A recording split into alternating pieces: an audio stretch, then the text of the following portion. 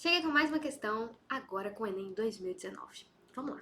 Nós temos aqui um texto que foi tirado da revista super interessante, né? A revista Super da Editora Abril. Vamos dar uma lida. O computador, dando prioridade à busca pela própria felicidade, parou de trabalhar para os humanos. E assim que termina, o conto O Dia em que o Computador Escreveu um Conto, escrito por uma inteligência artificial com a ajuda de cientistas humanos.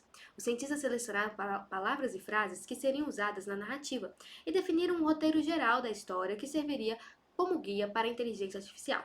A partir daí, o computador criou o texto combinando as frases e seguindo as diretrizes que os cientistas impuseram. Os juízes não sabem quais textos são escritos por humanos e quais são feitos por computadores, o que mostra que o conto estava bem escrito. O dia só não passou para as próximas etapas porque, de acordo com os juízes, os personagens não foram muito bem descritos, embora o texto estivesse estruturalmente impecável. A ideia dos cientistas é continuar desenvolvendo a criatividade da IA para que ela se pareça cada vez mais com a humana. Simular esse tipo de resposta é difícil porque o computador precisa ter, primeiro, um banco de dados vasto vinculado a uma programação específica para cada tipo de projeto: escrita, pintura, música, desenho e por aí vai. O êxito e as limitações da tecnologia utilizada na composição do conto evidencia o quê? Então, o êxito, o sucesso e as limitações, os desafios evidenciam o quê? Evidencia a indistinção entre personagens produzidos por máquinas e seres humanos.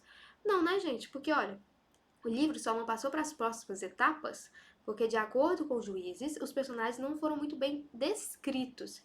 Então, assim, aí vem o trabalho de trabalhar a criatividade da IA, que o último parágrafo fala, né? A ideia dos cientistas é continuar desenvolvendo a criatividade.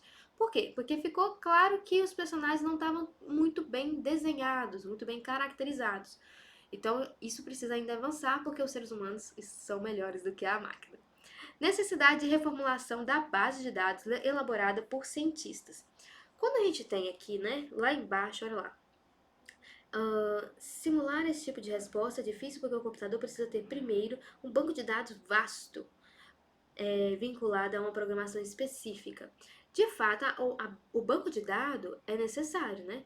Só que não é necessário reformular. É necessário aqui aumentar esse banco de dados. É necessário ter mais informações. E aí, muito cuidado com isso. Ó. Embora o texto mencione a IA, que a IA utilize um banco de dados vasto, não há uma indicação direta de que a base de dados precisa ser reformulada.